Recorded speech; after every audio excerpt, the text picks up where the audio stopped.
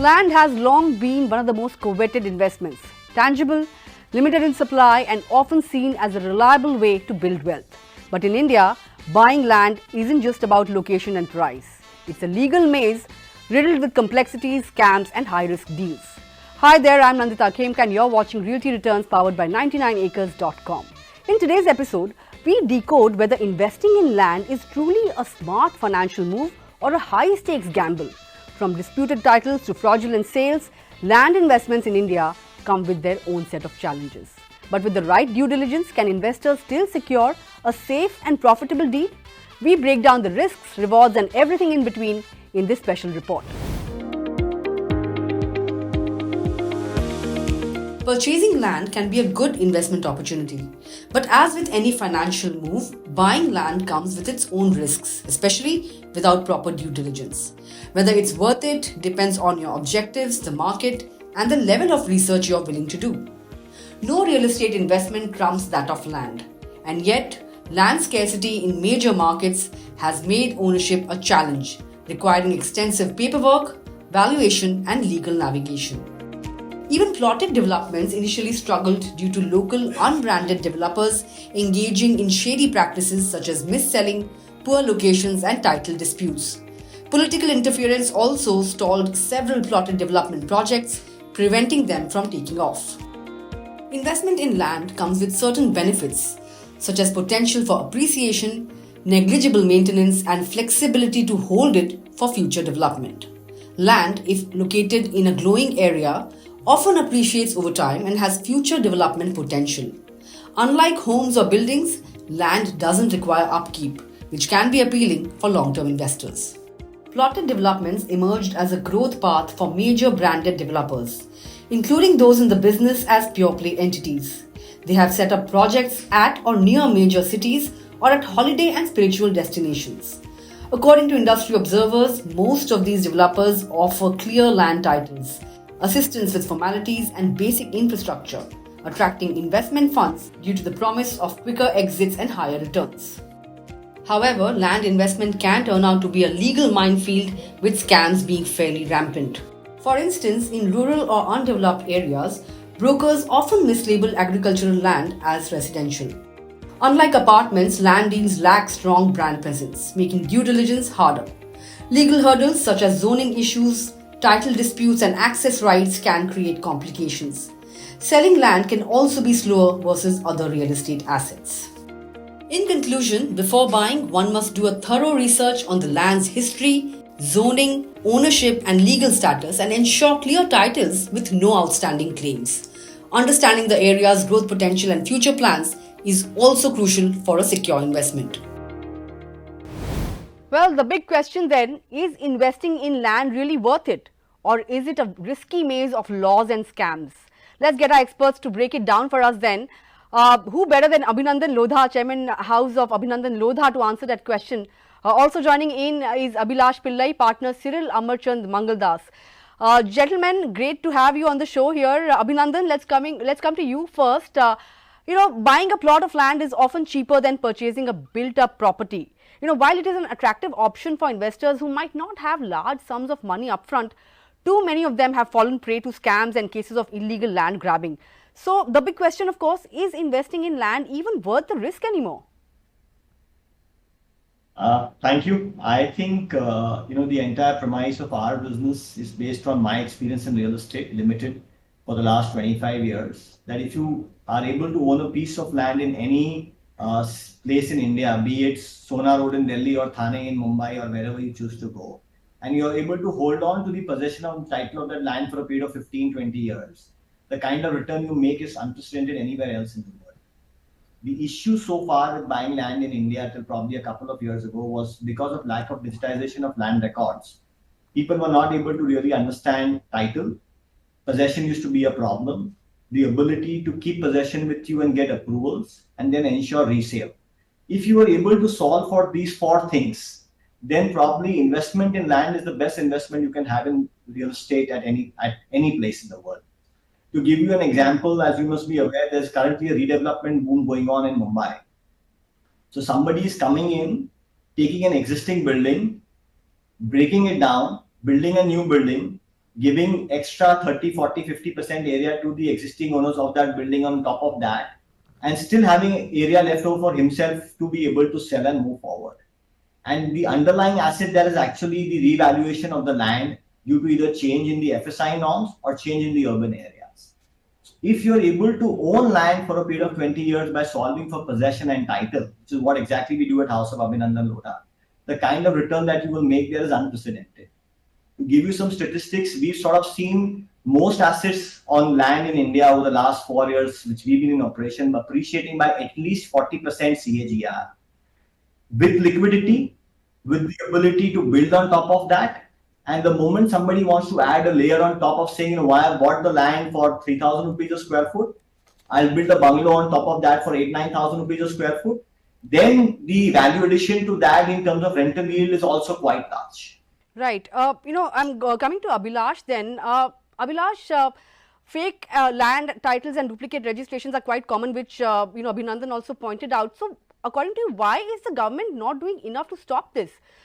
Is there a need, or is the need of the hour stricter regulations when it comes to land ownership? Thank you very much. And that's a most important question. And Abhinandan has also very rightly touched upon that point. Title is the most underrated aspect when it comes to property ownership in our country. Unfortunately, we do not have a centralized database of the land records, and each states have its own different land laws. So this has been historically made it as a complicated subject. As a result of that, there is a lot of ambiguity when it comes to title ownership. Now, the to answer your question, whether government should do anything specifically at this point in time, or is it the need of the hour? Yes, of course, that is the need of the hour, especially when we have the blockchain capabilities, when we have the technology capabilities. We should move on to the newer technologies to fix this concern. Some of the other countries, for example, Dubai, Singapore, have moved on to the technologies, and they have used blockchain fantastically in managing the land records. Especially when we have this many number of states, that is something which we can easily do, and that will give more transparency. That will bring out more clarity. Even a purchaser will have more comfort that I am going to get a clear and marketable title to the property. So if we focus on this is going to be a game changer in our property landscape altogether. Right. But what really happens when you unknowingly buy land that is involved in legal disputes? Is there a way out in the current scenario, or is your investment completely lost? As a legal expert, what's your view? The fundamental aspect of the law is that if one has to deal with a property which is in litigation, which is in dispute, then the outcome of that dispute will have a binding on that property. So I would always advise someone not to invest in a property which is into litigation or which doesn't have clear title. In our country, we have various ways of acquiring properties, right? One can do a self-acquisition, one can inherit property, one can be a part of the property through a HUF mechanism, and one can have the ownership through the space sharing, which is the latest arrangement. So there are multiple ways to hold and own properties. So when we invest in properties, it is always advisable to ensure that the title is clear, at least for a period of the preceding 30 years. And avoid the properties which are in litigation or which doesn't have enough clarity in terms of title. Right. Let me come to Abhinandan then. Abhinandan, we know that plotted developments offer security, but agricultural land is cheaper but legally restricted. Can non-farmers really buy it, and which is the better investment commercially and legally? I think legally, definitely non-farmers cannot buy agricultural land. And my general appeal to all fellow Indians is the fact that land is an essential part of an investment portfolio, but it is to be bought through experts. It's like exactly what happened to probably the capital markets 20-25 years ago, when we moved from saying I've gotten a tip or I've heard something to going to move to research. Similarly, because you're participating in land for a period of 20 to 25 years, the desire should be to buy from an expert, buy with absolutely clean title, all approvals in place, no legal disputes, buy from a person who's very, very invested in ensuring the resale environment is good, and then enjoy the appreciation of the asset class there. Whether you buy it for 100 rupees a square foot or 150 rupees a square foot, in the long run, you're looking to trade out at 2,000 to 3,000 rupees a square foot. So the beta is definitely worth it. The security of mind is what was stopping this participation so far. If you're buying from the right brand and buying in the right place, then the appreciation over 20 years is just phenomenal. Having a short-sighted view of trying to make this good on the first day by buying the agricultural land or buying a disputed land is definitely not something which I would advise anybody to do. Sure, I think you guys are making the same point here, but Abhilash, how does one really recognize the warning signs in land transactions? What are the most common red flags that buyers overlook, and how can they be more vigilant? Well, I would say, top 5 things. I can pick up top 5 things one should look at when it comes to the land purchase. One is looking at the legacy of the title or the ownership of the property. That you can verify by going through the antecedent title documents of each of the land parcels. This will be available with the landowner who is a seller, or it can be procured from the government records, right? The second aspect is to ensure that the property is free from encumbrances. Now, encumbrances is it's a very a legal term, but it has a very wide connotation. One is it can be a legacy mortgage, which has been created on the land which is pending. The second aspect is there was a cross collateral. It may not be a direct charge on the property, but the landowner mortgaged other properties, and as a result of that, this has a cross collateral into that. Thirdly, there could be a state land acquisition which is pending on this property. And fourthly, there could be a land arrears attachment where someone hasn't paid the land arrears for ages. And as a result of that, there is an attachment order which is pending. Fifthly, the litigations. If there is any court order from creating a third party right, then that is also an encumbrance. Now, these aspects can be verified by obtaining an encumbrance certificate from the sub-registrar of properties. Now, the third bucket one has to look at is what is the zoning of this land? Is it agriculturally zoned, or is it commercially zoned? Is it industrially zoned? What is that zoning? Zoning is an administrative act by the civic agencies where they identify the land parcels based on the infra requirements in a particular area and categorize the land parcels as specific nature. They would say here you can come up with a residential area because here the relevant infrastructure is available. Here you can come up with industrial because this is far away from the residential area. Here you can come up with a commercial because that has a direct access to the public infra. So one has to understand what exactly is the zoning in that area. And zoning is something which you can find out from the master plan prepared by each civic agency. Sure. I have a question for you. Recent investigations such as the special investigative team uncovering 165 forged land records in Mumbai's coastal regulation zone suggest a deep-seated nexus between government officials, developers and land mafias as well. So, who truly controls land assets in India, and how can a common citizen ensure he doesn't get caught up in the mess? You obviously pointed out a few steps to go by, but still there have been a lot of scams. How does one ensure that they don't fall prey to it? And who should be held accountable? Yeah, unfortunately, this is part of the property transactions, and historically we have seen a lot of these sort of irregularities have been unearthed by the investigating agencies. I would say if we have a very transparent and a robust system, then these sort of scams won't happen. I don't think we'll be able to pinpoint one specific agency or one specific individual as a responsible person for this. It's a collaborative effort to scuttle those regular processes. I want to get in Abhinandan on this. The manipulation of property records, of course, like in the case of Mumbai's coastline scam, often comes with promises of high returns. Now, how are buyers being misled by these marketing tactics, and what due diligence do you think that they should carry out to avoid falling prey? I think any buyer buying any land with any guaranteed appreciation should just not buy it. You are buying it with the inherent understanding that land is a long-term appreciating asset. There's no short-term return in land as a approach. Secondly, the title, which is what Abhilash is also referring to, should be done by one of the top 3, 4, 5 law firms in this country. It may be a bit expensive. It may be okay to buy it through a brand. It may be okay to buy it from a master developer. But any title which is not from the top 4 or 5 law firms in this country is always going to be subject to some sort of speculation. I think if you take care of both of these things, you get the right title done, you make sure you're getting possession, and you're not buying for short-term appreciation, you should be able to take care of most of the issues. I don't know if all retail buyers have the desire and the time to do this, which is why it's better to buy with brands. Right.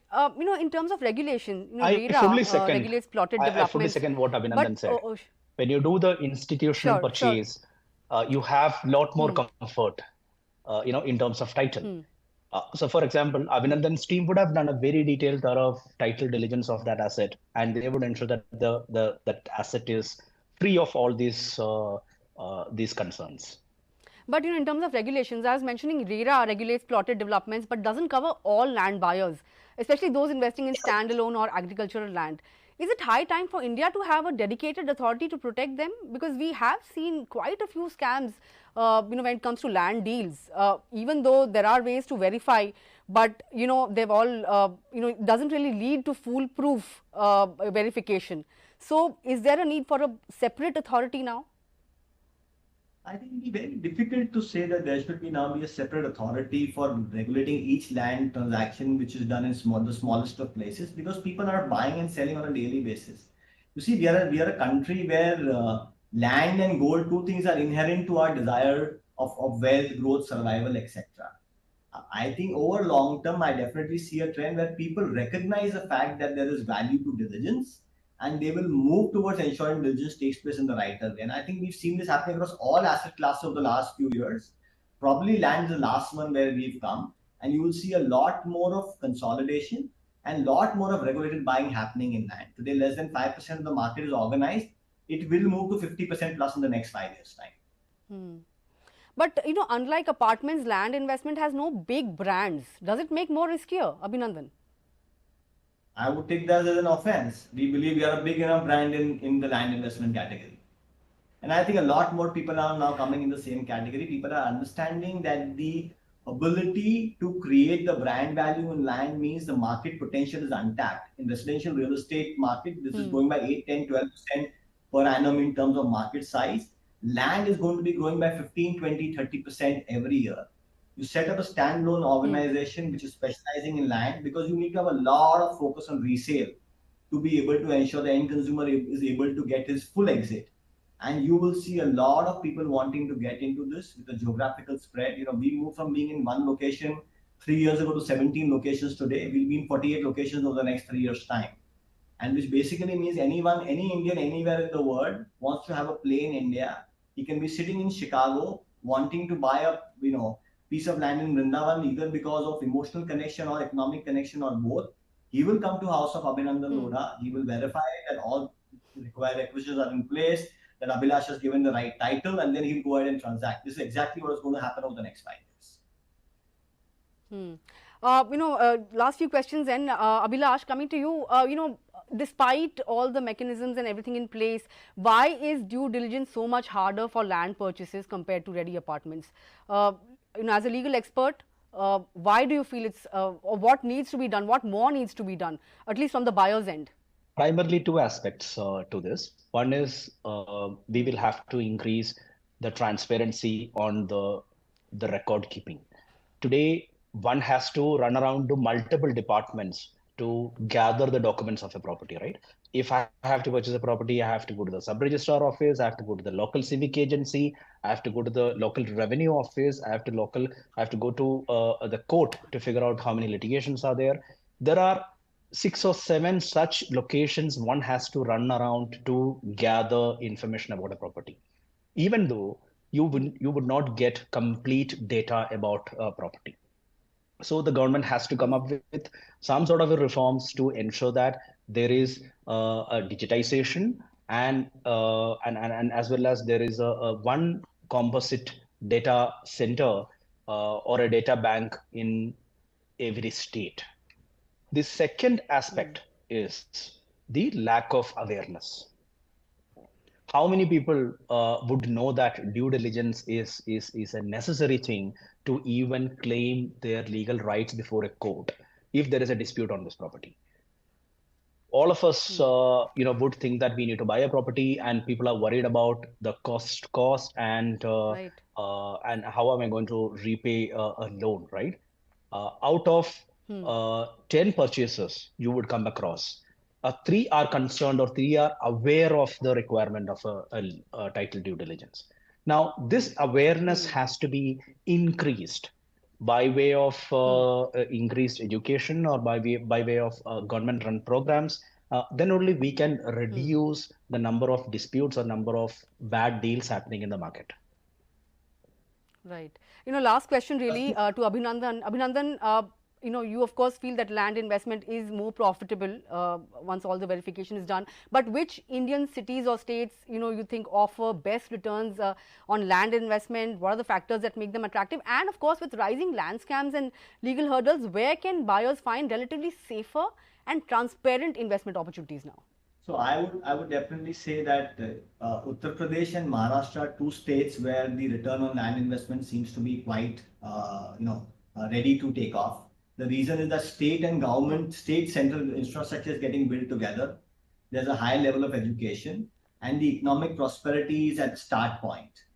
In terms of specific locations, I would highly recommend places like Nagpur, Vrindavan, and Ayodhya ji as places where the economic cycle is just starting to take off. And my sense is the kind of multiplication you see here over the next 5 years will be quite large. In terms of your last question, I think the essential question is, should you be buying land on your own, or should you be buying land from an organized player? Because the fact is that in vertical real estate, you tend to go with organized players. If you're able to do the same on the land side, the kind of problems should be taken care of is almost 90-95% issues are sorted. All right. With that, gentlemen, thanks a lot for joining in this discussion and sharing your thoughts with us. Thank you. Thanks a lot. To look forward to more interactions in the future as well. Thank you so much. Thank you very much. Thanks, Abhinandan. You heard it from the experts. With land investment, the returns can be great, but the risks are real. Due diligence and expert advice can be the difference between a smart buy and a costly mistake. That's a wrap on this edition of Realty Returns. We'd love to hear your thoughts. Drop in your feedback in the comment section below and let us know if there is a topic that you'd like us to cover. Thanks for watching, and we'll be back next week with a brand new discussion. Until then, take care and goodbye.